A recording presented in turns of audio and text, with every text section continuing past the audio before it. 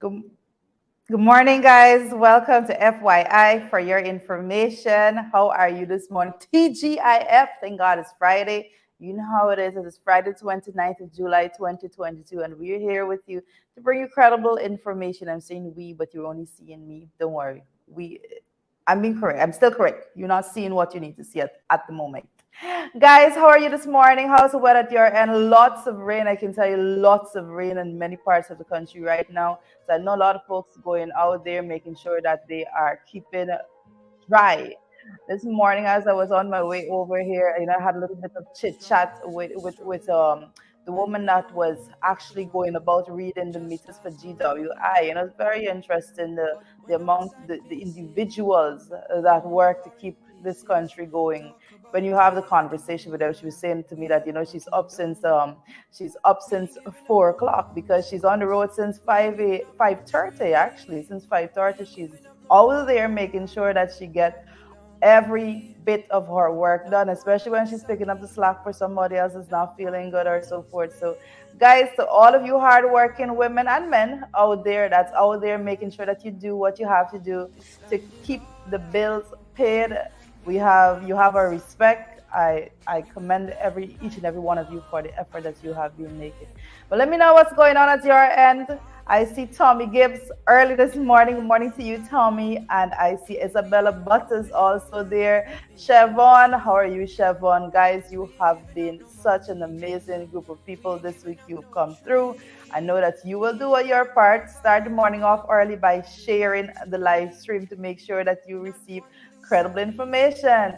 Margaret Nelson, good morning to you. Happy Friday, Margaret. Happy Friday to you as well. Travosa Williams. Is it Travosa Williams? I always say this wrong. My apologies. Good morning to you. Good morning. Stanislaus Washington. Hey, joining us from Sutherland, England. What is going on over there? What's the weather like? How are things treating you? Guys, have you been able to complete whatever is it that you set out to complete for the week, 2 weeks in a year? How is it that you're getting by? You know, we are here at the end of the month. Ms. Duncan's reminding me this is the end of the month. So whatever it was that you had planned for this month, it should be wrapped up by now. Sometimes we have a little difficulty. Sometimes we slack up on a lot of little things that we need to get done because of constraints, things beyond our control, unforeseen circumstances as we referred to.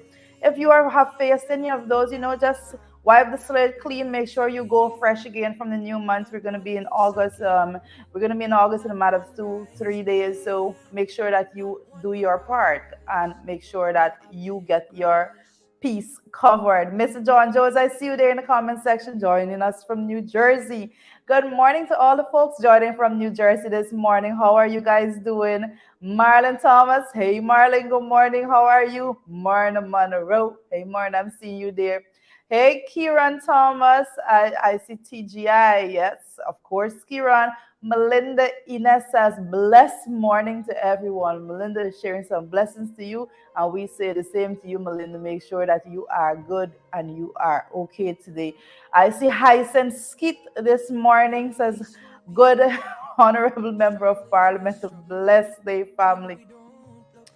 Guys, sometimes I forget all that title that goes with the portfolio. Vashti Magnat, hey Vashti, what is going on at your end? Vashti, how are things? I see like my eyes feels a little wet this morning. I don't know what is going on. Good morning to Facebook user. Says good morning, beautiful. Facebook user, whoever you are, you're coming through this morning to make me feel special. I appreciate you. Good morning to you. Good morning to you, Don Cook. Don, what's going on the west side? Let me know what's the weather like. How are things there? I've been getting a lot of complaints coming out of various uh various sections of region number 3.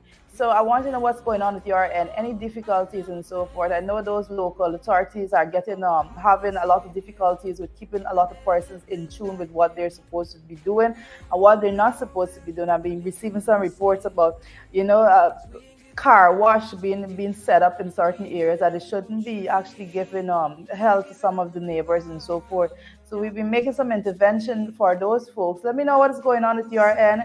We have to make sure that whatever it is that we're doing, guys, listen, I serve at the level of the town council. That's my first bit. That's my introduction into politics. I served as a council on the Bartica Mayor and Town Council. I happened to just have been placed as the only female on the Works Committee on the Town Council. So that's 3 year period there that I was there.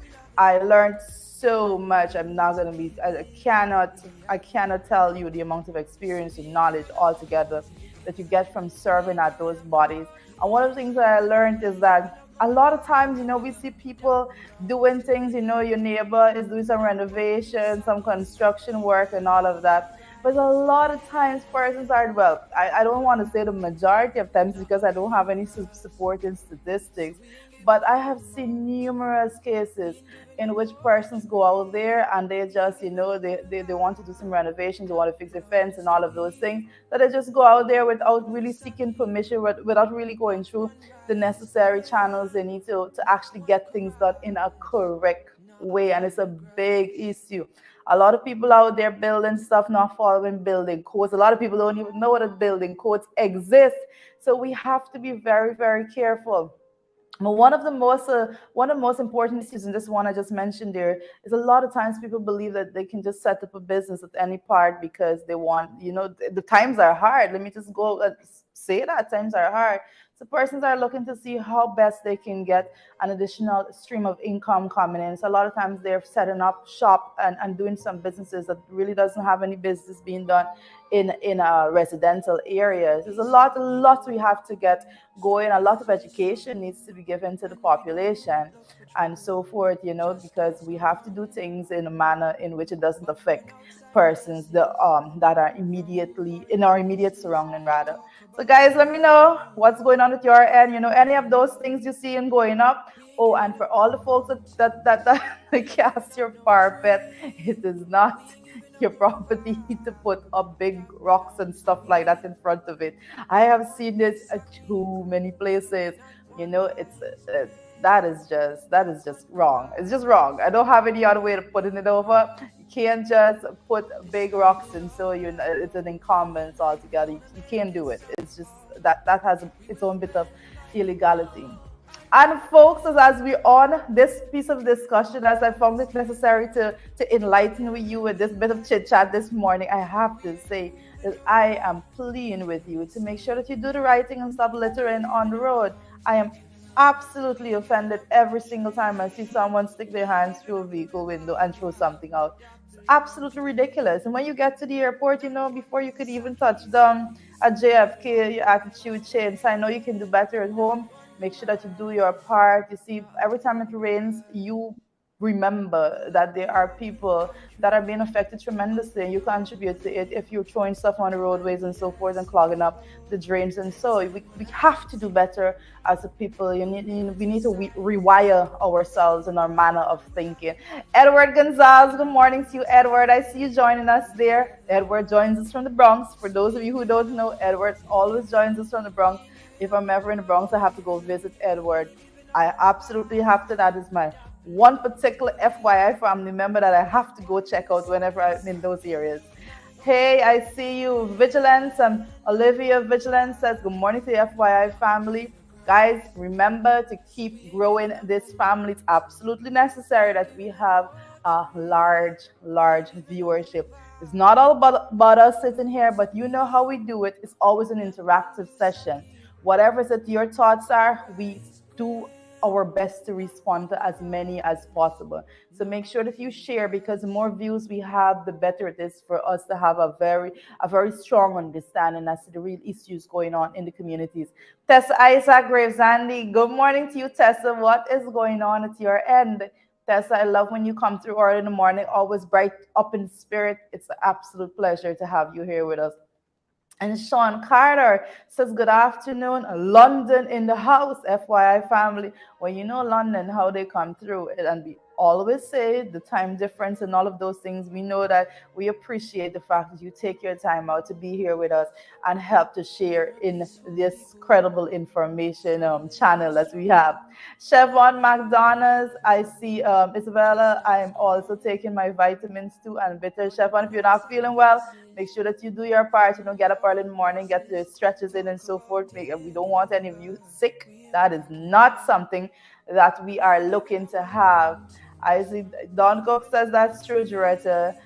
They litter at home, but when they go abroad, they don't. We talk about this all the time. We say that Guyanese, we're the greatest. We make sure that I don't understand how it is done, but it's like clockwork. You go to the airport, you see that plane, and right away, littering, no more. you know, Chaotic driving, no more. How do we do it? And it just goes to show that there are people out there that have so much disregard for the actual country and how we operate at home, and that's not okay. It is not okay for you to believe that you have to adhere to good practices when you are in another country, someone else's country, but when you're at home, you're not doing that. It doesn't spell right at all. So we encourage you not to do that. Brat with Stacy. Good morning to you, Brat with Stacy. How are you this morning? I see Tracy Garway coming through. Blessed. Good morning, watching from Florida. Good morning to you, Tracy, and all the folks that may be joining us from Florida this morning. I'm not sure if you're the only one as yet, but I hope that you are not. I see Margaret Nelson said, Joretta, they are afraid of the $500 littering charge. I always say, this is so true. I always say that when we want to make sure that persons conform to certain laws, however small that law may be, once you put a penalty, once you put a financial penalty, once your pocket hurts, suddenly people realize that they need to get this done. Suddenly people realize that they have the ability to do things in the right way. So I understand that totally. I know it's crazy that persons, and when it comes to, I'm a little, this morning, like I said, I started a conversation by saying I was talking to one of the employees of GWI that is out there reading the meter, and it just hit home the fact that people just have to get out there, they have to push, and they are doing it. And guys, I want to say that when it comes to people in the country right now that just dispose of their garbage in the most ridiculous of manner, stop it. At some point in time, we need to be following best practices from more developed countries. And I am basically bringing in this part of my chit chat this morning from the comment that says that $500 charge for littering, overseas there, whichever country that was in, I'm not sure. However, what I can say is that in our country, as it is right now, persons need to desist from just throwing garbage loosely in the bins, Oh my goodness, use a garbage bag it all. Have some bit of respect for yourself and the way in which you operate. It tells a lot about you, the way in which you do these things, and I think it's absolutely necessary that we do the right thing. Rima, I see your comment there. Rima, I'm not too sure I can get all of that. Let me see if I can get through this. Okay, so I'm not getting that comment. It's going up too quickly. Sean Carter. Hey, Sean, how are you this morning? What's going on at your end? I'm seeing what's going on there. Glenford Gordon, good morning to you, Glenford. Glenford, what is going on? I haven't seen your comments lately, but I have to make sure that I go back to Glenford. I know you always say positive things and you always give directions. I see you there. I see so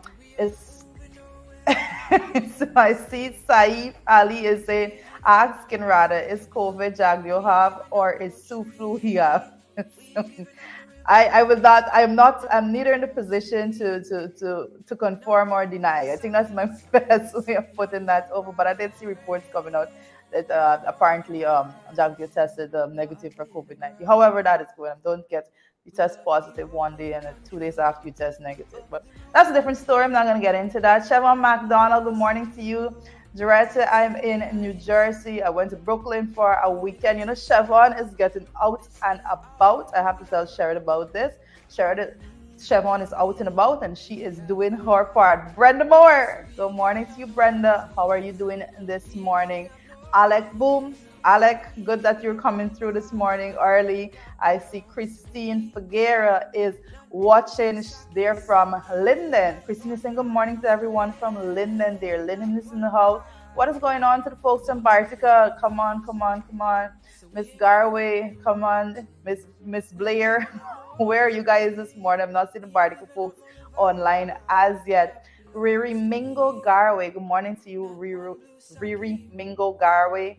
Quite an interesting Facebook name there. Robert Pops Archer. Good morning to you, Robert. Have you been causing any bit of stir on social media lately? Robert is usually in the comment sections of so many things, putting things to right. He just does not see misinformation and leave it alone. So kudos to you, Robert, and so many other persons like yourself who make sure that you set the record straight, give the bit of information that is so desperately needed to be disseminated, to be shared, to be spread out throughout the social media platforms. So we are reaching a whole lot of people, and we can't take it for granted. We are reaching a whole lot of people, and Robert says Niagara Falls in the house. So guys, Robert always joins us from Niagara Falls. I'm not sure if Robert lives there, if Robert works there, whatever. But that is home base for Robert when it comes to that is home base when it comes to the FYI program in the morning. We're always so happy to have you with us. Hey, Elizabeth Howard, how are you doing? Good morning to you. Checking in from Queens. Lovely to have you folks in the house this morning. Maureen Coppin Williams. Folks that don't know, Maureen Coppin Williams watching from Long Island. Long Island in the house this morning. And of course, we see Leon Gorbadan, up and about very early this morning. Okay, so I see Hilbert of Beaver Nights there says, good morning, MP Hilbert, coming through from Bartica for folks that don't know. And I'm going to go and sidetrack a little bit and make this program a little 2 minutes about Hilbert. Hilbert actually taught me in secondary school. He was one of those mentors that you don't ever forget. You went into secondary school, fresh out of primary, you don't really know what is going on. And so he was one of those teachers that steered the course, and so somebody that all students could look to as a shining example of what they're supposed to do. And of course, of course, I did my utmost best to make sure that my grades were in tune and that I gave academic year, whichever year he taught me. But an excellent teacher, and he's not teaching anymore. He is out private sector oriented right now, but absolutely amazing. And I am highly, highly appreciative, extremely grateful for all the work that was put in on my part from Hilbert Knight. So there you have that. Derek Smith in the house this morning. Good morning to you, Derek. I see Ann Gordon says, good morning, guys. Hey, Anna, what is going on at your end? Okay, so Maureen Coppins will say, remember, guys, it's the National Day of, I missed that. I'm so sorry. I cannot believe I missed that. But Maureen, if you can just throw that back in the comments so I can pick it up once more. I see Fitzherbert Jarek rather. Hey, Fitzherbert Jarek, how are you this morning? Let me know what is going on at your end. I'm trying to get back. Oh my goodness, Maureen, you made me come all the way back up for this for this comment. I was thinking that you were going on a different direction. She says, good morning, guys. It's the National Day of Ignoring Trenches. Okay. Let us release the rest of the comments. I note that Marine comments Williams. Marine, you different. Very, very different. I see Gavin Liverpool says Hilbert from Knight's Pharmacy, a humble individual. Well, actually, Hulbert is his brother. Hulbert is from the pharmacy, but both very, very humble individuals. I see Linda Gordon there with us this morning. Good morning, Linda. How are you doing? What is going on at your end?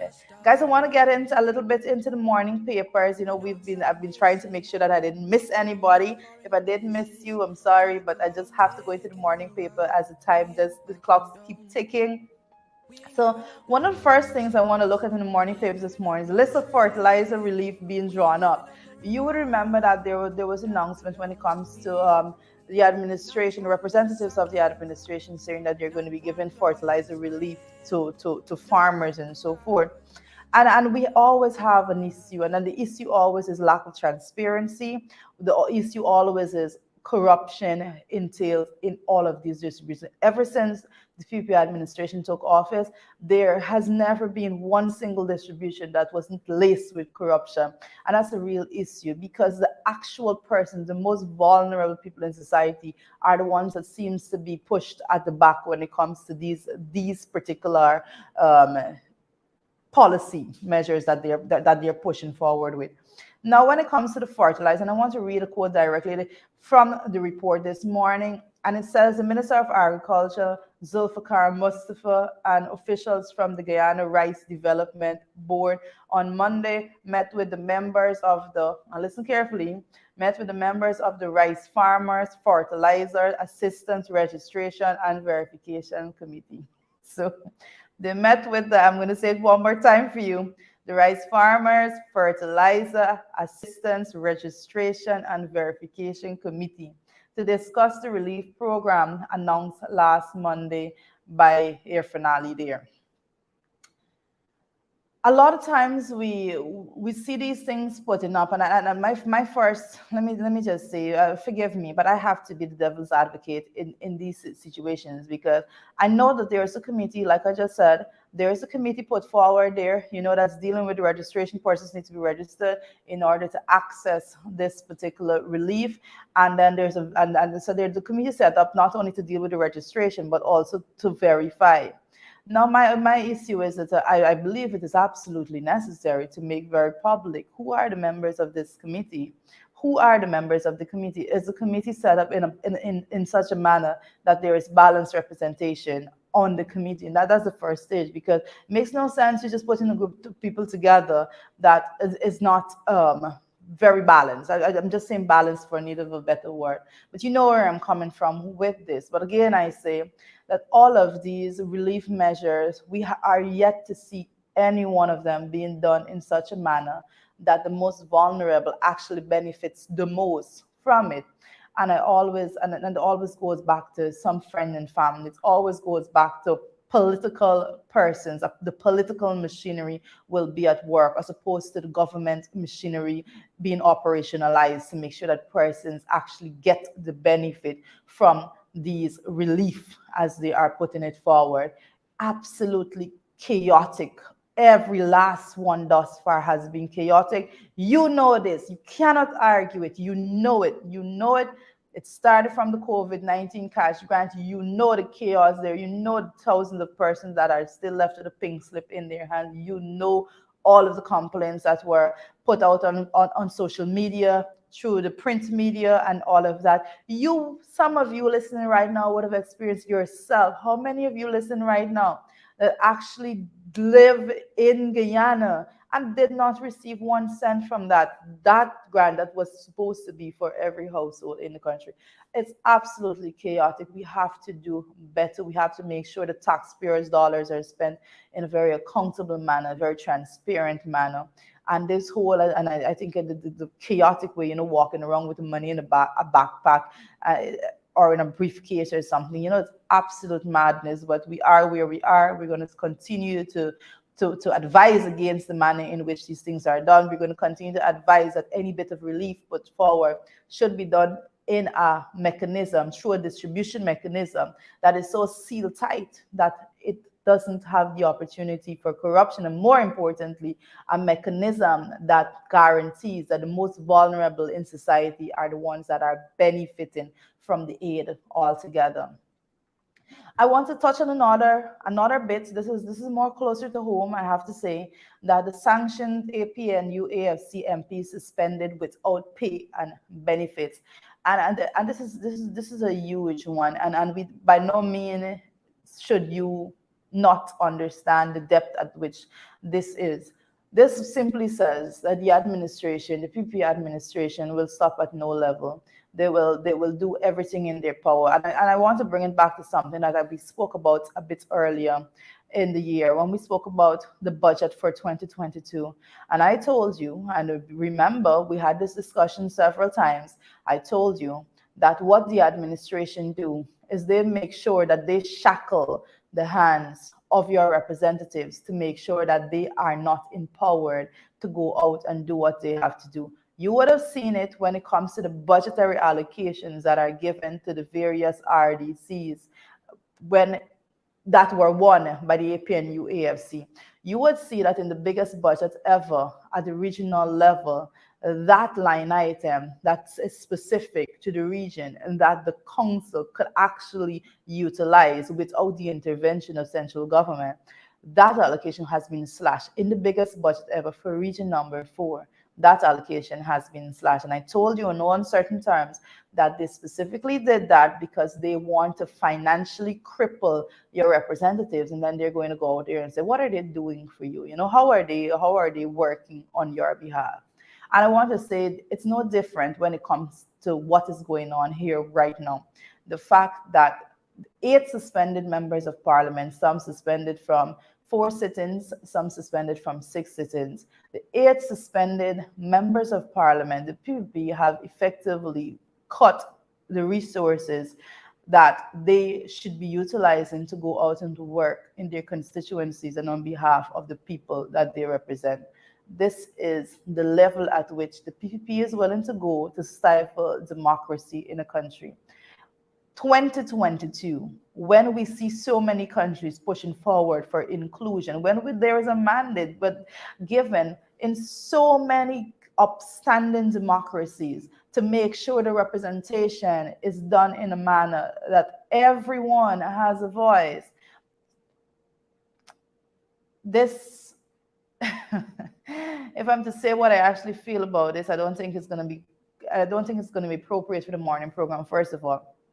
But I have to say that this bit here has effectively financially crippled 8 representatives of the coalition when it comes to making sure that they have a bit of funding to go out there and to do work. And I have to say, in addition to that, that everyone would know that the actual volume of work, especially when it comes to traveling around and so forth, that members of parliament have to do, it is the stipend that is given is just a drop in the ocean as compared to all of that. So now they have even removed that. So nevertheless, the coalition members of parliament will continue to press forward to make sure that they do everything in their power to be out there, to be among the people, to represent all the time, because that's what we have been elected to do.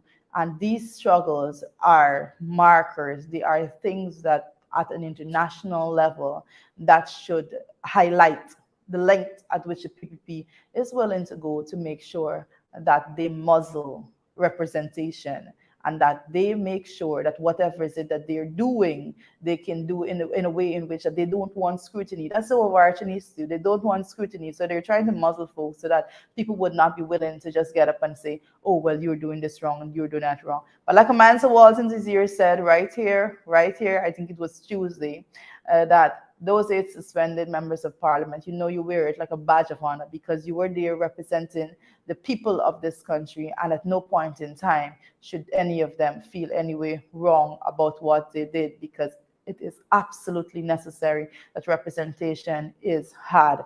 And you would remember we were speaking about it so many times. The very reason why there was those actions in the National Assembly is simply because the PPP, with all their might and right as they go out, came to force down the Guyanese people's throat a bit of legislation there that is absolutely unacceptable. At the moment, as we speak right about now, as crazy as it is, the matters before the court, we have been fighting on every single ground possible to make sure the representation for Guyanese is properly made. So we continue to do that. We will continue to do that, but it's absolutely disturbing the length at which the PPP administration would go to muzzle representation of the people. Elected officials should never be muzzled at any point in time from making representation of the people that elected them. Guys, as we continue there, I see ExxonMobil awards contract to lay gas to shore pipeline without the EPA permit. We have been on this for a little bit. We have been on this for a while. You cannot do that. You cannot do this at all. We see all the talk about environmental protection and all of that, even during the discourse that was had between the officials that met with the delegation in the US. We heard so much talk about environmental protection and all of that. And there you have it. When the rubber hits the road, when the test is actually put out there, these are the headlines that we are reading. ExxonMobil award contract to lay gas to shore pipeline without EPA permit. This is completely unacceptable. We as a small country, very small population and all of that, we have to make sure that we do everything in a manner that that we are looking 10 steps ahead. If I'm to put it over like that, we have to look 10 steps ahead. We cannot just be doing things as and just looking in the present. Oh, how is this affecting things now in the present? What is going to happen, 5, 10, 15 years ahead? How are we going to be as a country? We need to ensure that when it comes to the environmental impact assessment and all of those things, that all of those things are conducted. And the EPA needs to be very much so respected. The permit given from the EPA is not just anything that's a fly by night. I mean, the structure has been gutted. We have been saying it. The actual expert, the technical expert, has been removed from that institution, and we know the direction in which the administration was going when they did that. But in no way, shape, or form, as a citizen of Guyana, is it okay for these things to be done without permit given by these institutions. Absolutely unacceptable. We are not in that. And I want to say, this bit is a little bit, I hope you guys have been listening in, but this piece, romantic bandit spared jail time. I had this conversation with you. You would remember that I had this conversation with you a little bit, or is it earlier in the week or last week, in which I was talking and I used the phrase catfish. All right, I used the phrase catfish because how I knew it. I think that it was there was an actual show that was named Catfish, in which persons go online and pretend to be somebody they're not, to actually con people.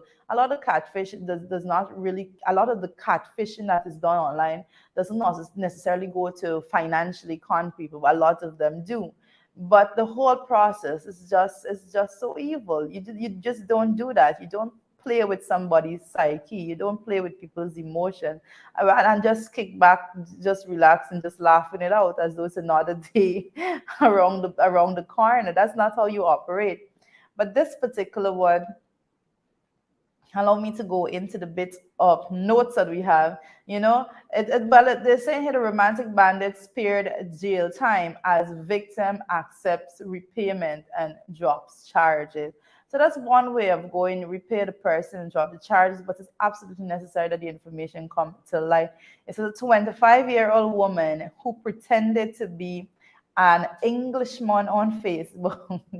A 25-year-old woman who pretended to be an Englishman on Facebook to rob another of $85,000 was on Wednesday spared from being jailed after the victim accepted repayment and dropped the charges against her. It says the person behind the fake Englishman's Facebook profile was identified as Susan Richards and they give the address there, not necessary for me to call that, according to the investigation conducted by Suku. And she was part of a romance scheme that scammed the woman of $85,000.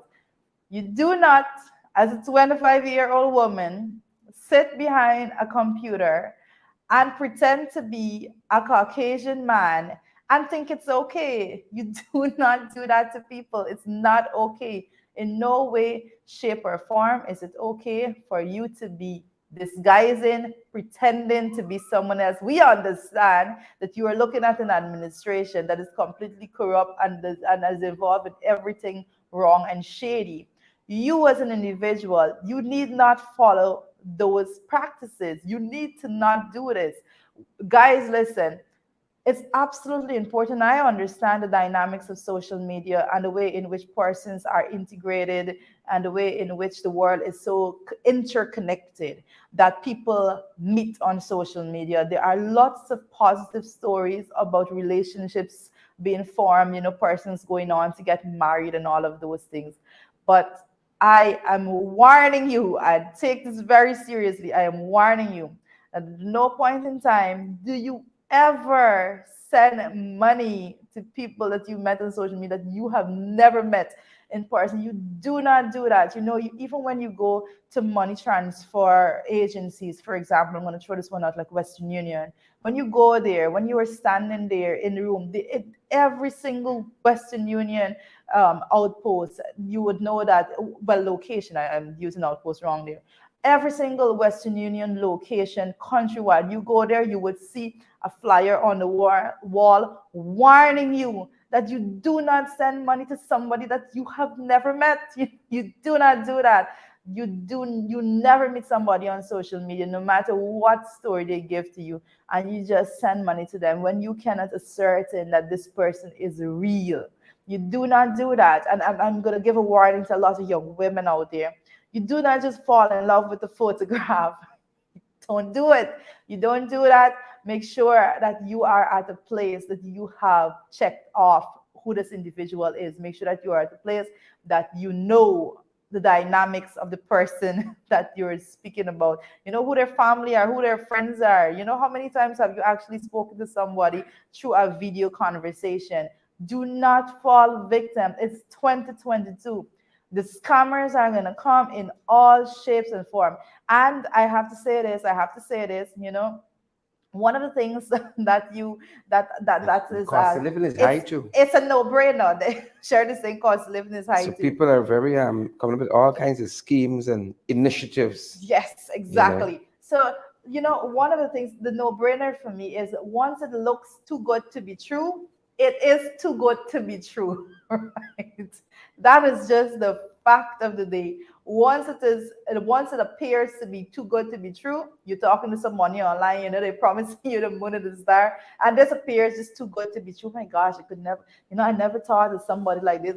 Chances are it is not real. Chances are somebody is just making a fool of you on the other side. You Chances know, are. real people come with real issues, and they nag and they tug and all sorts of things. So unless you are in that one in a million category to reach this person that doesn't bring all of that, you know, guys, check it out. You know, shame on anybody that has done this. It is not acceptable. And I'm thinking this is not the first one that I'm actually seeing. So I have to say that we detest, you know, we say it is absolutely ridiculous and shameful for anyone to go out there It's really why you got no people running in 2022 and actually do something like that. Why you got no people running? I have to cut off everybody's run-ins this morning on this particular matter. I am giving them some pointers. Cutting up people run-ins. You know, these flawless photos. Oh, but you know something else, you know?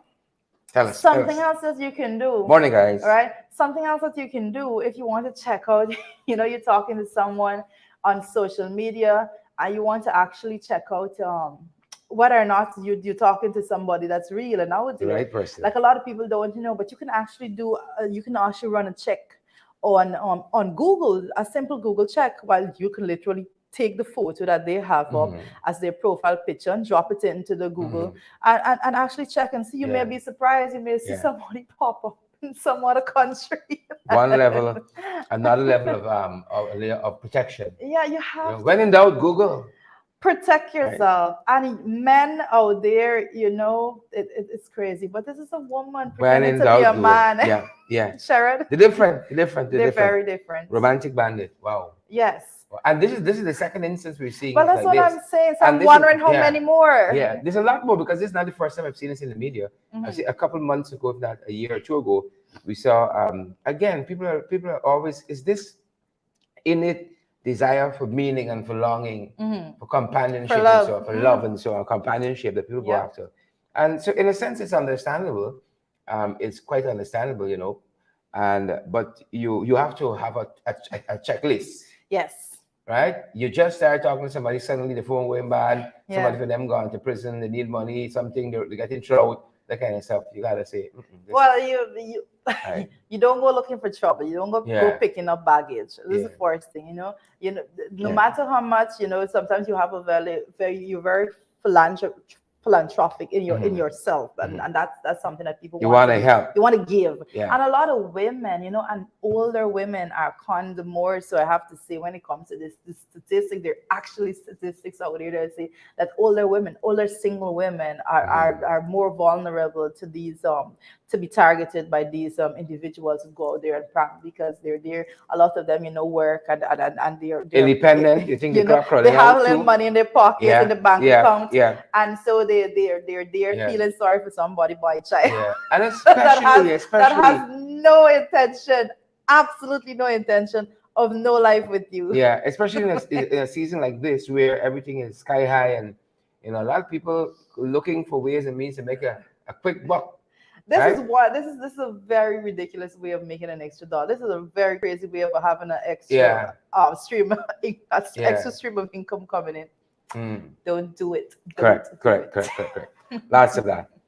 Yes, the last thing on the morning page before we push forward, I want Sherry to go into this bit a little bit, is the magistrate urges foreign victims of human trafficking to come forward, says won't be prosecuted for immigration-related violations. How does that work? Yep. Well, I don't know if how to do that. You can say, well, you've broken the law here, but we are going to prosecute you. Yeah, how does that work? I guess it's a larger protection that is being offered because you might be caught up in you might not have been responsible for your own immigration or emigration wherever you are. In our case, you might have been responsible for coming here on your own. Somebody brought you. So you are breaching in a natural sense of with the immigration protocols and so on. But what they're really looking to do is to buttress this whole trafficking in persons thing. Remember the Americans were here, the FBI telling them they need to prosecute more. So all of this could be stemming by that. You got to go after the big fishes. That's a good point. But the only thing, when I read this bit of reporting, the only thing that I that came to my mind immediately, the fact is, I'm from Bartico, that. So the first thing that comes to my mind is what I know and what I see operating there. And a lot of times, believe it or not, a lot of times you would go, and there's a lot of the human trafficking in our country is something that it is underreported. Let me just start from that point. Human trafficking in Guyana is underreported, severely underreported. You can, and I guess this is why my only thinking why they would say you wouldn't be prosecuted for immigration related violation is because a lot of times people cross our borders to come in. They know that they don't have the relevant documentation and stuff, but they're coming with somebody that says, there's good work for you. We're going to make sure that you are employed properly. And these persons always come from these are persons that are trafficked. They are the most vulnerable. They're coming from very poor backgrounds and so forth. So they are looking for a way out. Somebody promises employment across the border in Guyana. So they are going through a backtrack channel to get there. And when they get here, though, they cannot leave. They're forced into this bit of to be sex workers and all of these things. It is crazy. And I have to say again that it's unreported. And we see it all the time. And that's one of the reasons why, again, we saw the FBI going to visit the Attorney General. One of the things high on the agenda was convictions for human trafficking. They said you're seeing a lot of it, but we've seen a lot of convictions for it. And again, there was an actual workshop, and that's where this particular magistrate was making the call for persons who are victims to come forward without fear of prosecution for immigration breaches and so on, which is good in and of itself. Yep. Lots happening on that front. And where it comes to our morning brew, folks, we're picking that up. Picking up what's happening in the region, some of what is happening in the region. Trinidad, there was a lot of confusion by the airport, Piarco Airport. Yep. Immigration officers got some grouses with the government. As any entity that comes under the government purview can do, and they were exercising their right. Yes, they stayed away from work, but it caused a lot of discomfort for a lot of traveling persons. I can imagine that. I can imagine that. Do you imagine you going there and not having staff that attend to you? That is going to be a busy airport. Yeah, that would be chaotic, super chaotic. Yeah. So we're following that, and I think they're in the process of resolving that situation there. And as we know more, you guys are going to know more as well. But it's quite interesting. A lot of people are traveling for summer, visiting and so on. We love being here with you guys. So you have all that happening, compounding the problem there at Piarco International. Yeah. Yep. Even over I think it's yesterday. Somebody sent me a video It looked like a passenger. It looked like somebody who was in a public washroom. And what that gentleman was doing there, it makes you think twice about using public washroom, because this was a guy who was washing his private parts, front and back, in the washroom sink. I don't know why. In the washroom sink. That image is like in my mind. Yeah. So it makes you think twice.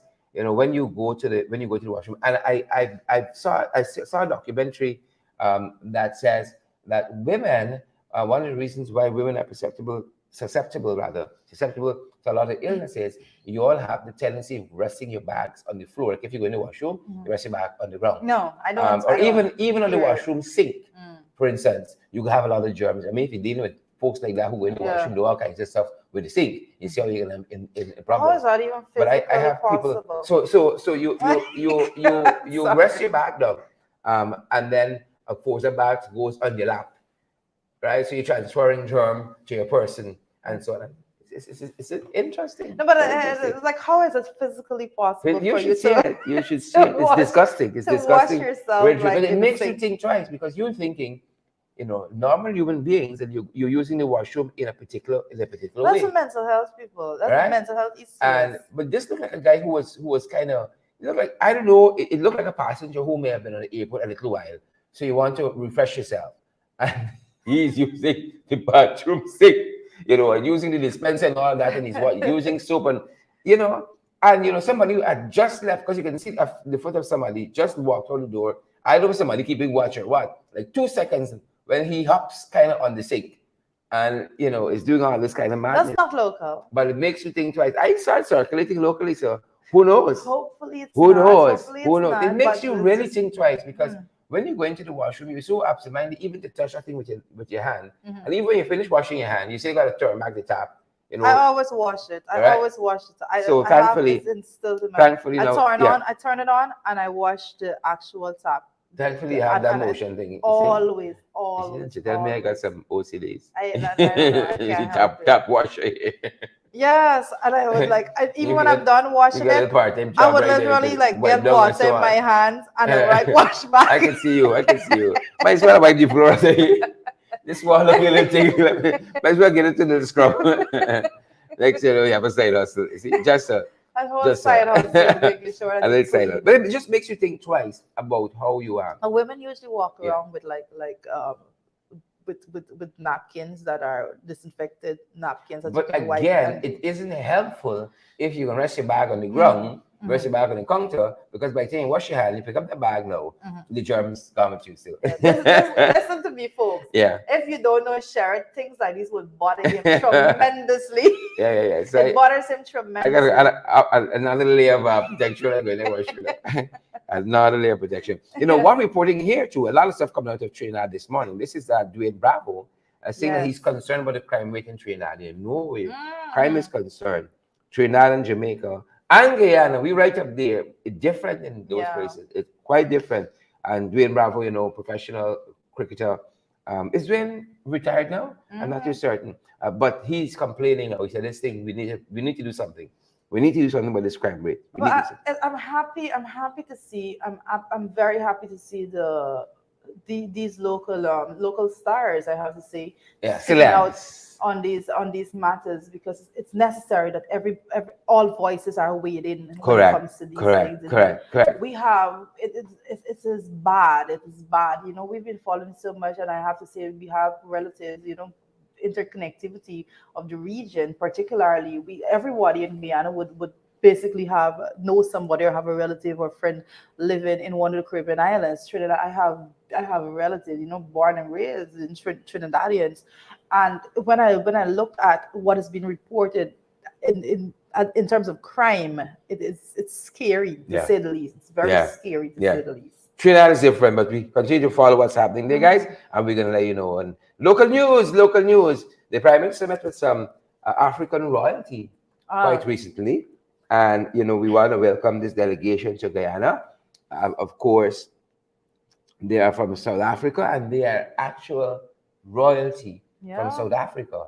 And that's one thing I admire South Africa for. Quite like the British, they in coming to becoming a democracy. they didn't do away with these what do you call it? These royal families there, Yeah. right? We weren't just anyhow people, we didn't come for betterment. We had betterment right where we were, right? We came because we were enslaved. Yeah. Good. And so there's a system. I think it was a man who think was explaining it to me. Yes, yes, yes. Because she had the privilege of meeting the delegation as well. Who there is one parliament, like a political parliament, and then there is another parliament for the royal families and so on. That they're part of the decision making process because remember this country would have belonged to them in this kind of tribal system with royal families and so on. For generations, for centuries, and now you have this mix, quite like the European in terms of the British, with a royal family and a democracy working side by side. Very interesting, and they're here as part of the emancipation celebration through, I think, AGDA and a CARICOM entity. Yep. Interesting times. Well, Interesting but times. we want to say from the FYI family, welcome to Guyana. And I have to say that I do believe that I wanted to see a whole lot more press coming out of this. I'm trying not to be, I know what you're thinking. I can see your thoughts. try not to say yeah. I think a whole lot more needs to be said when it comes to this. You have an actual royal family in the country. Yeah. You have African royal family. Yeah, you have the queen. I love their model dress. It's different. Princesses, it's different. And all of that. Yeah. And I see, I saw one piece out of DPI. If I missed it, I don't know. Yeah. But welcome to Guyana, absolutely. Do enjoy. There's a lot, there's a lot. And I think one of the things that I'm happy about is that they're actually here for the emancipation celebration. And that's wonderful. We have gotten to a point that, especially young people, these holidays come up, emancipation, and you see somebody knocking bottle or drinking beer at a corner, some party somewhere. And it actually takes away from the true significance of emancipation altogether. Yeah. And to have the royal family here right now, it's a... Yeah. And we don't reflect often enough. And we have to, because when you have people who tell you came for betterment, you realize that you're not really reflecting too often on your history. And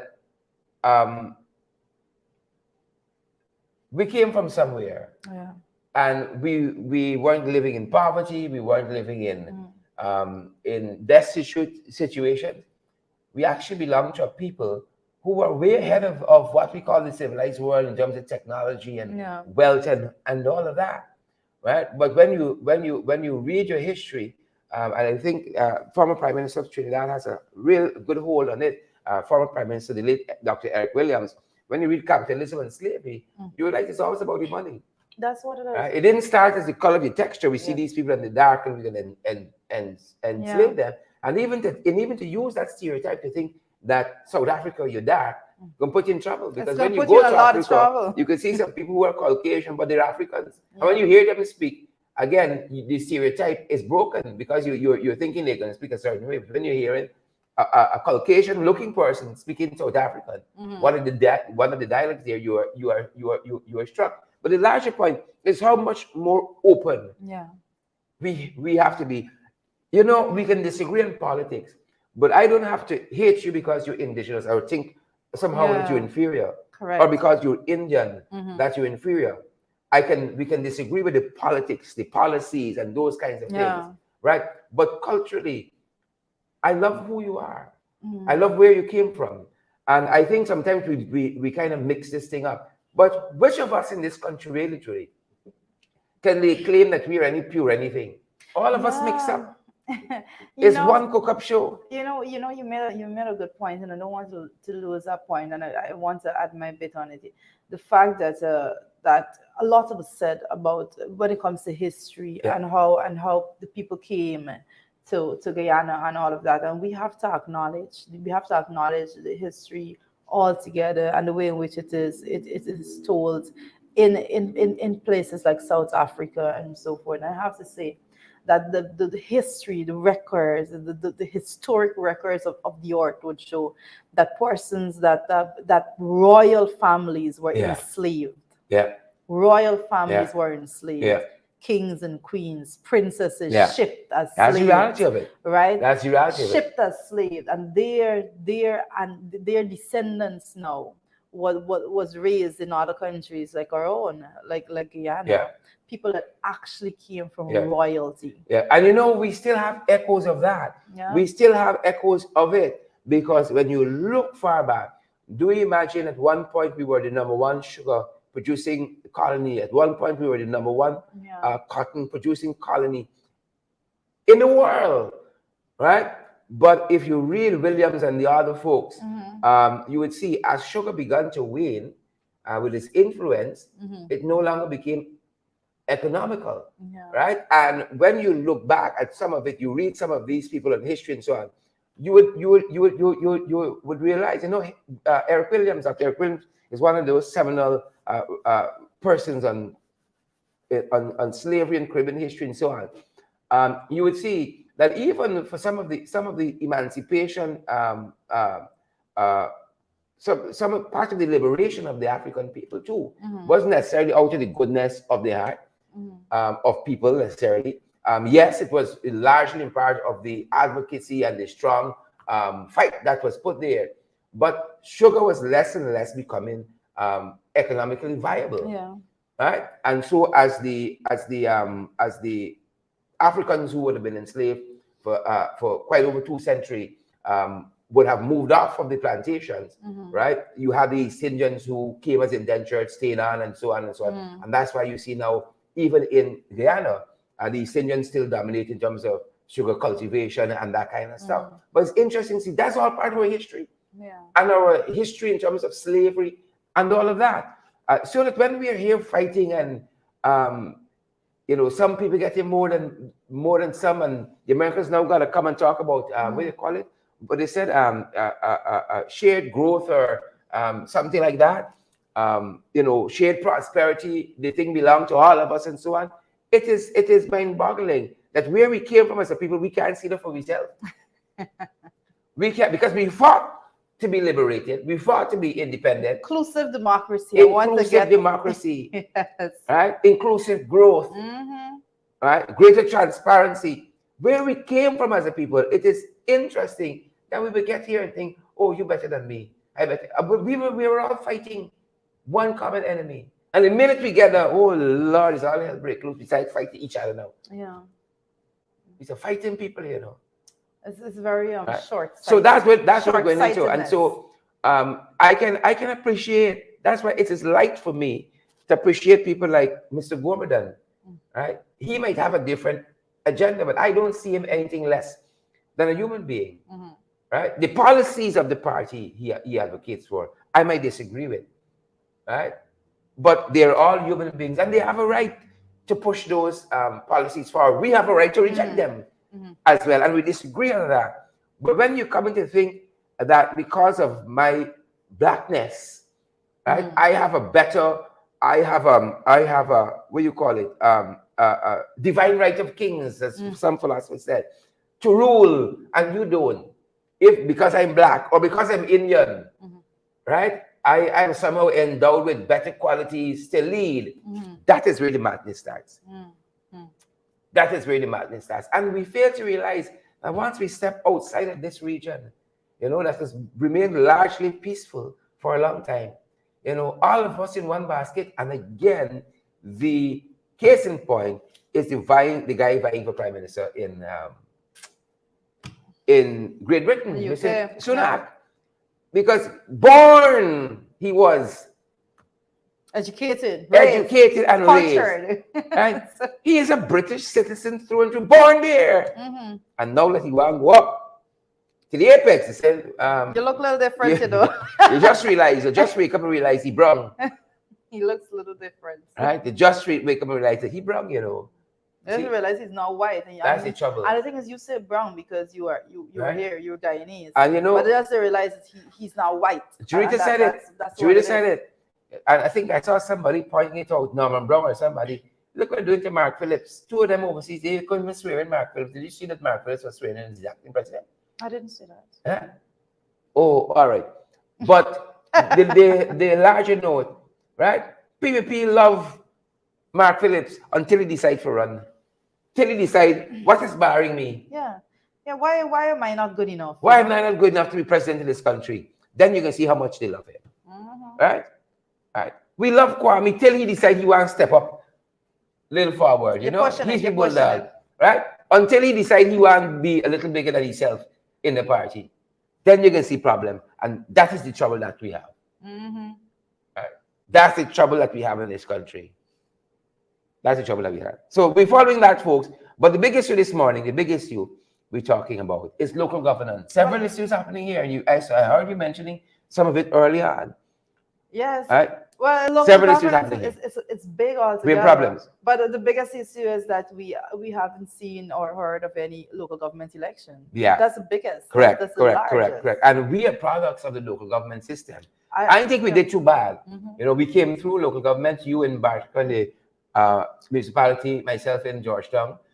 We came through that system, and it's a good system for fielding leaders, young leaders, and it's a good system to remedy some issues at the local level as well. But we've been failing. The people never like local government elections. You look back 23 years minus it, they never like local government elections. Yeah. But you get an opportunity to do so much for the community when it comes to grassroots leadership. That's what it entails. Grassroots leadership. The people on the ground know who are the person, know the people that are there and that is capable of representing them. And the whole structure of the local government system is one that should empower persons to elect people based on their credentials. If I can say it like that. So, Judy, let's start here. You know, a big fuss was made. Arresting people, humiliating them for what they consider to be electoral issues of fraud and all of that, electoral fraud and so on. Right? Humiliated a lot of people over that. Now we're pushing on 2 years. We had one conviction yet. And now the cases have been adjourned to October 6th, as you can see there, folks. And there's a move now by the prosecutors. They want one magistrate to look at all the issues. One magistrate. To look at all the cases, yes. That's why they've adjourned it, because they've petitioned the court that one magistrate should hear all of the cases. Right? Now, these guys were so sure. They get to close the evidence and all this, you know. And it's amazing that they go out there and talk about how they have, I heard Irfan recently, rescued democracy and attempted rigging and all that, but you got one case yet of a conviction of all that. 2 years in. 2 years in, right? And it's their court system, you know, their own court system. And the same people fighting the two petitions in the court, of which the CCJ told us recently, we are very concerned with the length of time these petitions are taking. You're going to knock out a case. The man made a brilliant point. We cannot. Right? You're going to knock out a case because it got served technicalities a day late. Minor technicalities. But 2 years, this petition in the system, and you don't see it as a problem. Right? But when you say that, you know, that's happening with AFC, yard riggers, and so on.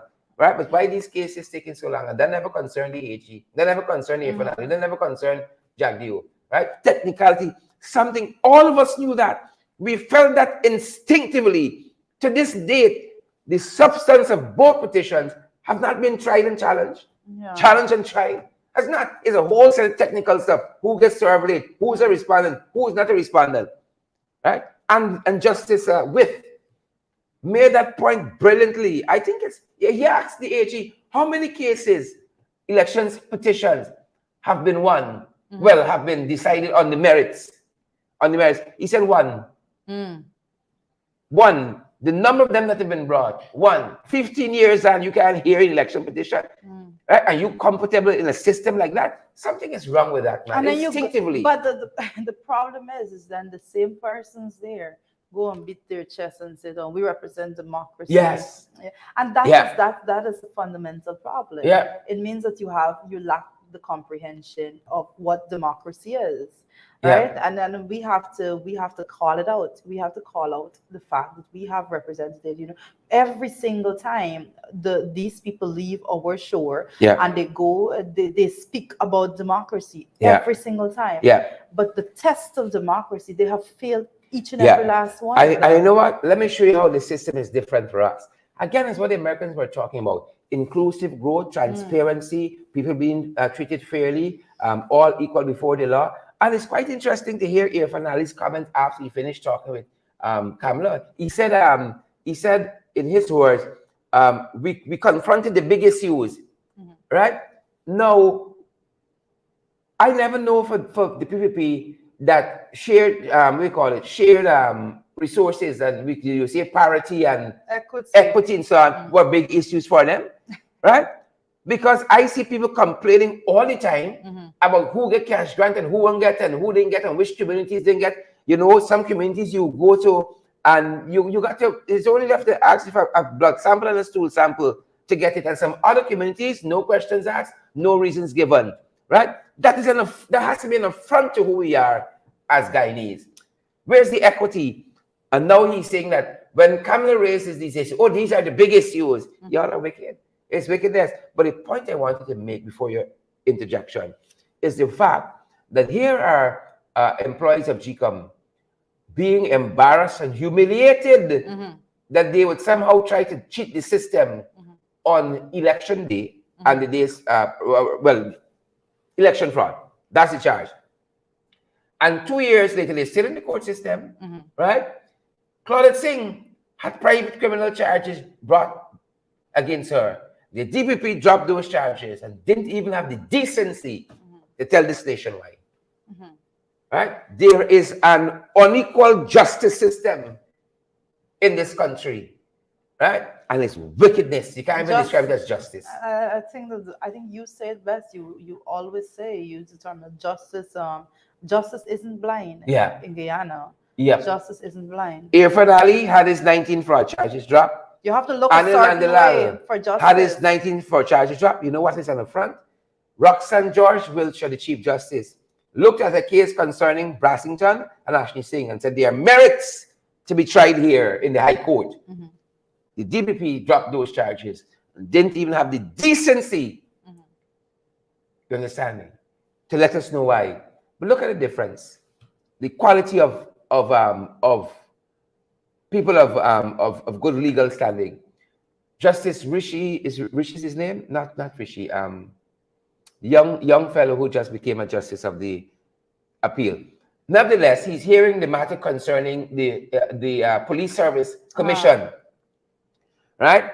And he said, because I and them were trying to make the case that the service commission's life has come to an end, so what are we still going on with? He said, no. He said, there are issues here that are grave and we have to have a determination on, you know, could the president do X, Y, or Z, right? If we drop the case now, then we never have a determination on that. And so we leave it to somebody else with go down line, the president do the same thing, to bring the same case to try the same issue again. And it's in the public interest that we know whether the president overstepped his boundaries or not. It has nothing to do whether the life of the commission has ended or not. Right? Looking at that issue with fraud and actually saying that the Chief Justice said there were issues here. And you can have a justice system that says, we're not going to pursue that anymore, unilaterally.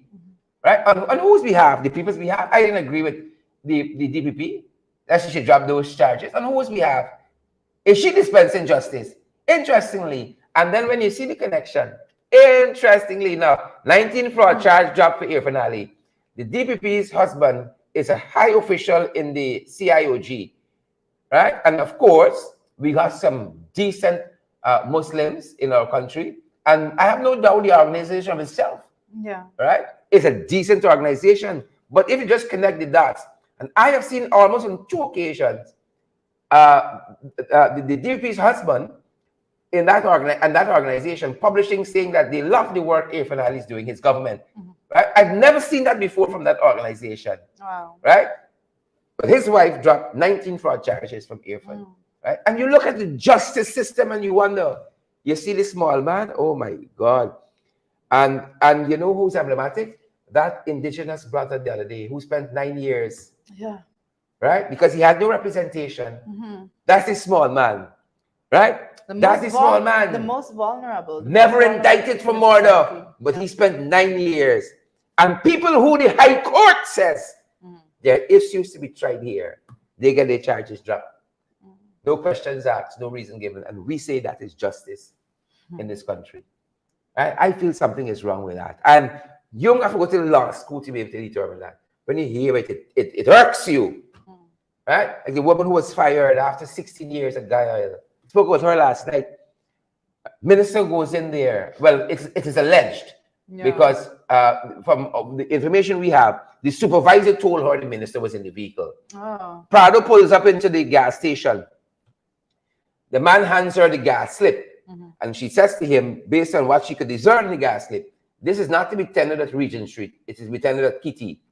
Right? There was some other information on the other thing. She said she could not read it. Right? She couldn't see it clearly. And she said, the driver pulled out his phone, called somebody, and she said, sir, we don't have a policy where you call people and, we talk in the cell. I can't take your cell phone. Yeah. Right? He was upset, whatever the case may be, and he left. A day or two later, she went to work. There's somebody else in her position, and she has a dismissal letter. And her supervisor, well, not a supervisor, what do you call it? The personnel manager, the human resource manager told her the minister was in the vehicle, and you have to treat government people differently. Oh. Right? So if that was a fake gas slip, and she had spent 900 gallons of gasoline, you understand me? You were here, you should have followed procedure. It should not have been tendered here. Why you give it out?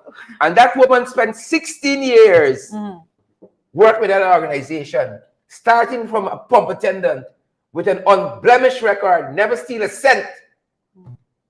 Right? And you got a set of shady, colorful characters in there that bring on should have no part of that organization. 16 years from a pump attendant, working her way through the ranks to where she got dismissed from. Right? All because of Faithful Night.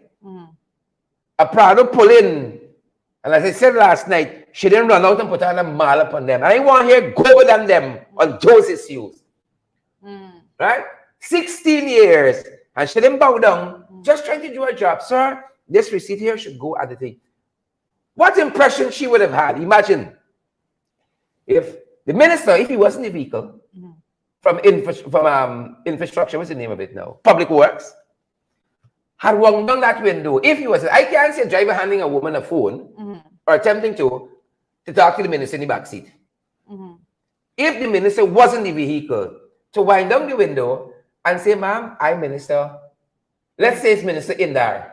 Right? I'm Minister Indar. This is my driver. We know we should really be at Guyana Kitty, but we're a little jam. Could you help us, or could I talk to the supervisor? The greatest among us must be the servants. The greatest. Right? We should be bowing down to the people who elect us and put us there. 16 years that woman worked for Guyana. Right? And the day after that, unblemished record. And even that, I don't see what's the infraction. She is erring on the side of caution. I can't discern what you have here, but what I can see is that this is supposed to be at Kitty. And I can't take your cell phone to talk to anybody. Right? And they can send that woman home. It boils my blood just thinking about it. I think, and they come and say, we care. There's a couple. There's a couple of things. Sorry, there's a couple of things, and then the first one is that there is legal recourse for her particularly. But I want to make this point, especially when it comes to accountability, but when it comes to disbursement of fuel. When the coalition government got into office, it was none other than the Ministry of Education that there was a case, and under the APNU AFC administration, persons were sent before the court. Investigations were done because of the fuel scandal. Right? When the research was done, it goes back to the audit reports from way before 2015 about the nonsense, not having documentations and so to account for this. And persons were put before the court and charged under the coalition administration for that. So it is, the woman knows that she can't just haphazardly go and just give in fuel out, because it's a crime. That is a crime. But to say, to give the impression that, if somebody pull up and they're even if they're a minister in government, you're supposed to break laws to accommodate them. The minister is that what should insist that the law is followed. Exactly. I'm not trying to be exempt from the law. Exactly. That is what should happen. Exactly. Right? Or if I don't see that as a difficult issue, we're in the, ma'am, I know I'm in the wrong gas station. We're in the wrong gas station. We should tell it. But I mean, guy oil is guy oil. Right? I'm just asking, can I talk to the supervisor to exercise a discretion to give us the gas because we might be late for something? I could see that happening, and a supervisor or a manager flexing and saying, it's a minister after all, and it's a guy oil gas station. Let's give them the gas. Right? She come up, she reports to work the next day, and there's a dismissal letter waiting for her. I think you should sue them. Oh, God have mercy. Where's the labor? Where's the representation coming from the Ministry of Labor? We were told that the union was approached, and the union said they're trying to reach out to the minister, but the minister isn't taking the call. The minister isn't taking the call from the union? Yes, the minister isn't taking the call and what have you. But again, you saying, you should make this a court matter. But that's not. But it's even. Sharon, no. To go to. But why is the union reaching out to the minister? What the minister got to do with that? Why is the union reaching out to the minister? That doesn't make any sense. I think we should just do the right thing and reinstate that woman. The union has to have to deal directly with her employers there at Guy Oil. Yeah. What the minister got to do with that?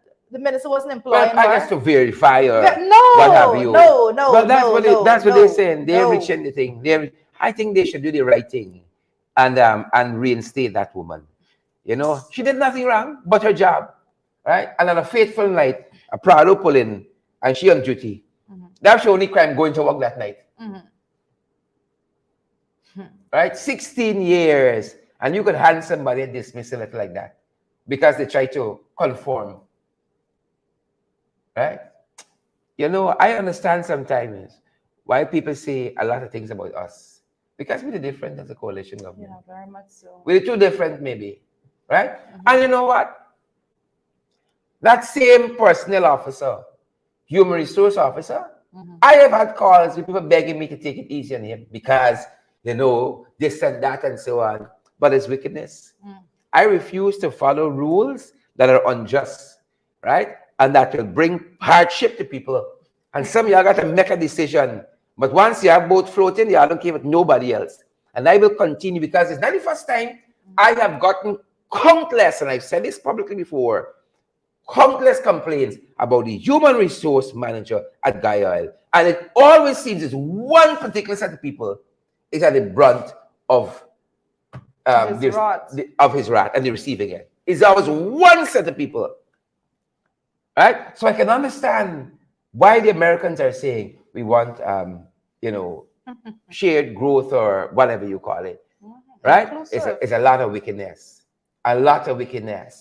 It's unfathomable, right? So when you have to, and the stress was that you got to treat government people differently. How? The rules are the rules. How much rules you got? Anybody could come and say, "I is a government minister driver. I ain't got to slip full the tank." And you got to take a chance because you don't want to end up on the bread line. Yeah, and I have to say, nobody could do that. Nobody could do that because you will face a court and you could be jailed. You can face a court and be jailed for doing something like that. And that is my issue. It has nothing to do with her being dismissed. I refuse for anybody, any union representative, to say that, they're not making contact with minister. That's utter crap. It's utter crap for you to even attempt to say something like that. Money every month, right? For 16 years. You can't do that. For 16 years. You have to deal with her employer or her former employer. So she was dismissed. You have to deal with them and the matter at hand. They have to state that the reasoning for that. You can't just dismiss somebody. I wonder how many times that is replicated in the system, I wonder how many times. But it makes me, listen, it makes me, and I'm coming from a position of a sitting member of the Public Accounts Committee now. It makes me wonder the amount of skullduggery going on at the gas station with fuel slips. That's what I'm wondering right now. Because if you're being dismissed for not doing something that you deem not to be going through the straight and narrow, then it begs the question for me, how much skullduggery, how much theft is actually happening. But what do you think the next person is going to do? What do you think the next person, knowing the situation, the next man on that job, what he can do? Anybody that come, he giving gas free. You think he want You know, you hear it was a minister driver or a cousin or a niece to And minister. I will give a caution to that person. Don't do it because you can go to jail. Don't do it because you can go to jail. Because when the financial accountability, those acts come down and hammer it on you, what you should and should not be doing, nobody's going to say, oh, well, you know, this person was scared because they didn't want to lose their job. That is not a legal bypass for you to go, oh, I was afraid, so I didn't want to lose my job. But that lady was in a lose-lose situation because let's argue. She had taken the chance. The fuel still supposed to be tendered elsewhere. Another guy, and she said, well, I'll give you all the thing. She only see the driver. I mean, a lot of people own Prados, right? One of us a fake slip, you know, and she ended up giving up a whole 20,000 in gas. I figure might full of Prado diesel, or might 30 based on the price of gas, right? And then you realize, you know what, this thing ain't got the right stamp, it ain't got the right this, ain't got the right that, and you should not have done it, right? And then they're just looking for a reason to censure them. They say, well, you should not have done, you went against policy and go home. She did the right thing. She did the right thing. But if you're not sure, you're not sure. You know, it's the rules of driving. When in doubt, pull back. But I don't know how else to say this, but she should not give a damn about whether or not the minister's there. The windows could be wind down and you can see it's a minister. How does that change your course of action and the procedures that you have to follow? Think about this. We just talked about the election fraud cases in the court for 2 years. Could you imagine she bringing a court action?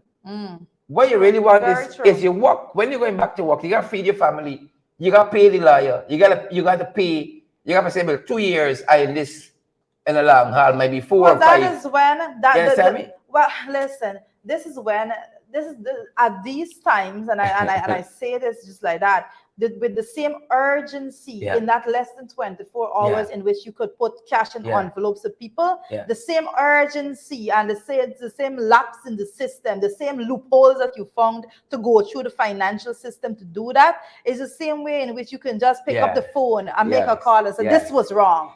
Based on the evidence out there in the public, this was wrong. We don't have the public servants. We don't have the public servants at the and that woman is a public servant working for a state entity at the highest point of the pyramid, right?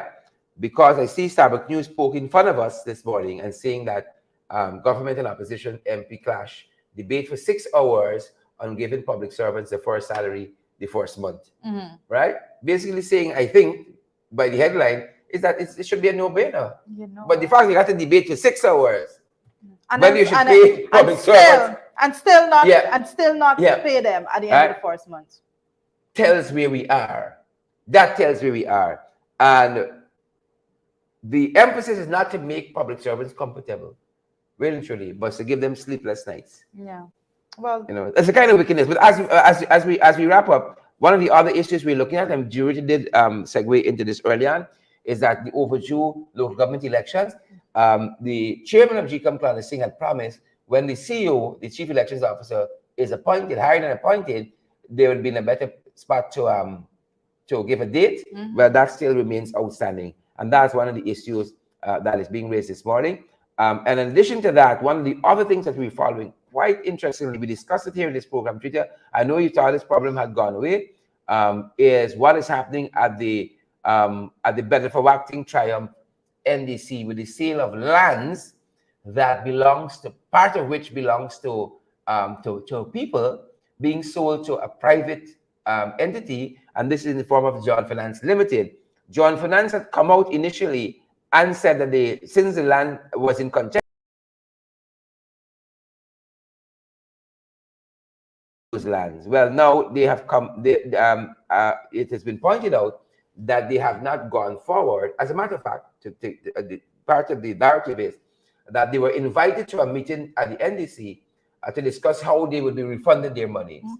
And then another entity turned up saying that John Finance had transferred their interest and rights in the property. Even after John Finance went and said that they were no longer interested, they transferred their rights and ownership to them. Right? And so it's a whole convoluted story now, and that's in the media. So to the whole editorial this morning, I saw a councillor also wrote a very damning letter in Sabbath News and some other daily newspapers on the very issue. But the fact of the matter is, why would a council, knowing that this land belongs to a part of the land, a huge part of it belongs to private people, right? Citizens, would they be eager to sell it, right? And they seem to be doing everything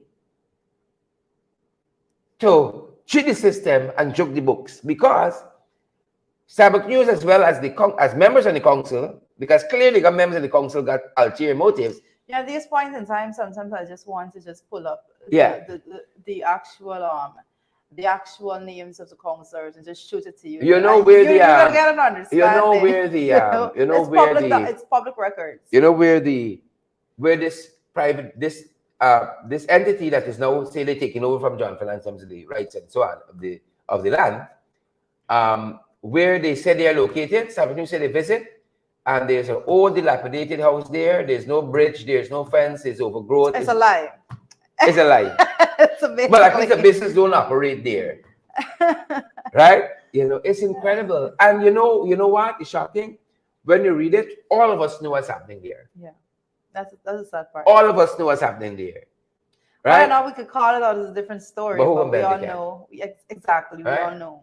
I know what is also very worrying to me. A lot of stories I'm seeing emanating from the leadership of that NDC, right? As it concerns properties in that area that may have been left abandoned and so on. You might see the properties in some of the names of the working as a real estate agent, councillors and so on. A lot of foolishness happening at the Better for Acting Triumph NDC. And that seriously needs, well, I can't even say it needs the attention of the local government commission, because you got a set of crooks operating there too. So I don't know if we can be any better off. Well, that's true. But again, part of what Sabbath News is pointing out this morning, and this is another segment we deal with, what they said in its editorial. This is what how Sabbath News ends the editorial. Autocratic behavior, Sabbath News says, is no more palatable at the local level than it is at the national one. In small communities, there is a unique opportunity for consultation and compromise without the retreat into fixed group categories. Local executives may have energy and be convinced they know how to develop their area, but unless they have the community on board, they will fail. And for its part, the community needs to take an active interest in what the local representatives are doing, so they are held accountable in matters like land sales. Oh, wow. Right? Autocratic behavior is no more palatable at the local level than it is as the national one. And all intents and purposes, the NDC and its leadership know they have no right to sell that land, because it's not theirs to sell. But they are finding all kinds of mechanisms, right, to quietly, what is the word, to sell the land, divest the land, you know, right before our eyes. We have, and the whole purpose of a local government, and this is where it comes in, you know. The whole purpose of a local government election is for people to go in there and elect people that they know will best represent the area, the local authority area. And too many times, you know, persons go in there and they just look for a political symbol. You see a cup. You know, so you put your X because your mother and your father said, and your grandmother said that they always put the X next to the cup. So whichever candidate's name it comes alongside that cup, you go on with that per se, you know. And that's the issue that you get, because if you go down that route, you yourself will be diluting the whole purpose of local governance and then actually having a system that's going to work for your best interest. We have to make sure that these are, you know, the BV Triumph, there's a BV Triumph NDC area there on the East Coast. And for persons that don't know, because the system as is, you know, the local government system as it gives the people in the BV Triumph NDC the power to actually go in there and elect and make representation for those folks. But in addition to that, what is worrisome to me, the same news we read, the local government minister got to read. The same news we read, the local government commission got to read. You know, I seldom Why aren't they stepping in? I seldom And this is not the first, this is months now. This is I used in the press. seldom speak about the local Oh, government wow. minister because I think that All complicit. I think that he is going to. I think he is an element that is going to be of great detriment to the PvP, and let him go. Leave him with that amount of rope. Let him continue. He does the most ridiculous of things. You cannot, as a minister, as any minister, be involved in wide levels of how must I put it, Cheryl? You go against your own system, basically. Yeah. And you cannot, when you do that, you simply cannot call anybody in and pull them in for fitness and say what you're doing is wrong, right? Because a lot of the cases are, and let me tell you, there's a lot of the times we must not be ignorant and don't put aside that these persons work on instructions as well. Yeah. And that's how it goes, you know. So why is he not pulling them up? You know, this is something that he knows about. You know, these questions, because he needs to come clean on that. But like I said, I personally speak about him very seldom because I believe that he is setting up himself to be one of the failures of the PP administration. And I leave him, let him be. Judy, I want you to address this because you do it so eloquently. Leon Robinson then says we're not addressing how much money US gave the PPC government. Leon don't really find it. Leon don't really find it. You're not talking about how much money is the Exim Bank issue give the PPP government. I'm hoping that Leon is not talking about the Exim Bank. Yes, is that he's talking about? I'm hoping that he's the $2 billion not speaking about that because it will show that why Leon comes on and say all of those things. Because clearly he isn't doing any additional reading and so on. No, he will be clearly ignorant to the clearly ignorant to anything. And Leon, to your question, I mean, I have to answer it. No money, none, zero. Like how else do I say this? Zip. You don't understand. Zilch. You didn't comprehend the MOU. I'm sorry, but I would advise that when you come and you try to speak on this matter, you actually have a little bit of iota of understanding as to the issue at hand, and you would understand what it actually will bring, and the level of conditionalities, the fact that you're opening channels to access loans. You know what's a loan, Leon? Does Leon know what a loan is? You know, because when you actually understand the conditionalities of the MOU that was signed when it comes to the $2 billion US, and the fact that it is opening pathways and platforms for specific areas, specific agencies, ministries, or per se sectors of the society, and availability of loans to be given, you will not make those idle comments. But we can only do so much. We had a teacher at some point used to walk in class and said, I'm responsible for dictation, you're responsible for comprehension. So you know, right? Comprehension. Yes. It's difficult. It's times we live in. We hope Leon gets the help. But I think Leon was here yesterday. I spoke about this yesterday. It simply means that he is like not comprehending. Anna Quenlin wrote a book. The title of it is How Reading Changed My Life. Yeah. Right? That's it for us here. That's our time this morning. Leon probably didn't went far in school. I'm sorry. We'll do our best to break it down. And to make sure the persons understand. But a very, very, important conversation to be had when it comes to what exactly is that. And I said yesterday, a lot of persons are fetching away with the idea that the US gave money to the administration. And I said it in no uncertain terms that that is not the case. The terms were certain in which she said it. It was plain English according to CCG. It was plain English. I don't know how else I can break it down. It was plain English. The terms were certain. How do you believe that? Like, how do you even imagine that to be a fact? How, even if you were thinking that's what, Robert's English is a funny language. Right? Kurt Heidecken says somebody give Leon a hug. Right? I want Jack to give you a hug. Let Jack hug you. It's strangest. How do you do that? Jack says he left Guyana without COVID. He got COVID. But I don't have it now. And then you don't have it. If there's not the strongest OB I ever see, right?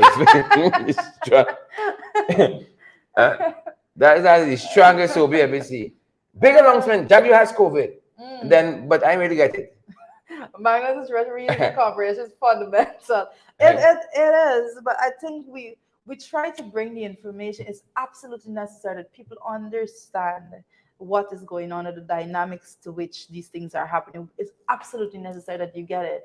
You never go out there and you speak on matters that you have no understanding. And your push and your push towards getting people on board with your narrative cannot be to say, ask somebody like, why are we not talking about the money that the U.S. Young are starting by sounding out words, when you know. there's When there's that's why you there's start no reading. such Sound thing. There's no such thing. Young remind me of again, we were talking about this yesterday morning.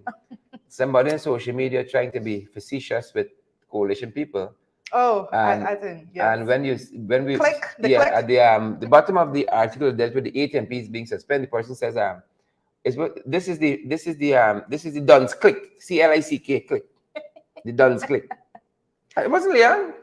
The Duns click, CLICK. But something I just smiled. You know, overcoming the argument is so easy. You know, but being all the time for it. You know, the degree in economics and the master's in public administration. The Duns click. It does help. It does help. Yeah. Duns click. Yeah, click. Duns click. Click that. Yeah, Intelligence Leon has no money. Sorry to burst your bubble. I was hoping that you heard the conversation yesterday, but there's no money there for you. So I don't know. But we love when they're here. We love Leon. You know, we love all the. What's your other young lady's name? Savitri. Not Savitri. I can't remember. Leon, I have no comeback. That's our time, folks. That's our time. That's our program, right? We're gonna see you guys on Tuesday because Monday's a holiday, right? Yes, FYI. oh my goodness. Monday's Emancipation. Happy Emancipation. Yes, oh my goodness. Like Monday's a holiday. Happy Emancipation. Naomi says Leon trying to be cute.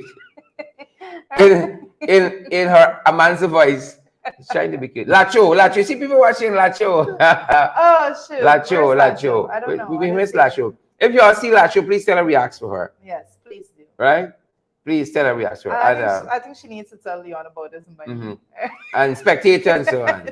Lacho was on yesterday. I'm sure she heard the conversation. You see Lacho in every program. Lacho was retired this morning. He's Friday the whole week. Everything. Earning the salary.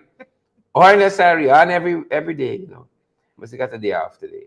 We're good to have you folks. Yes. We're going to see you guys back on Tuesday morning because Monday's a holiday here. We're going to take the time and rest. Richard and rest whole day, get your beauty rest. I wish I could. I have a packed weekend.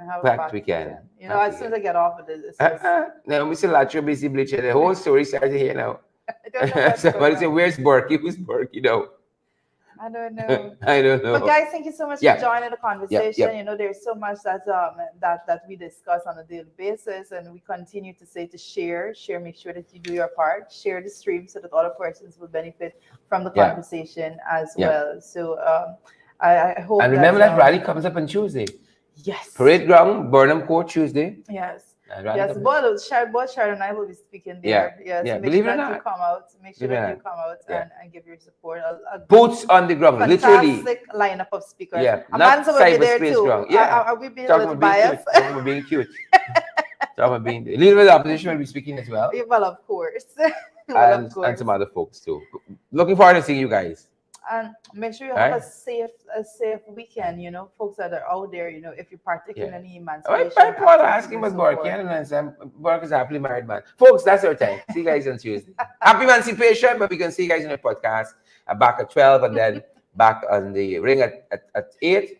But this is our final FYI for the week. Yes. And we can be back on Tuesday because Monday's a holiday. Stay safe, guys. Have a good day, guys.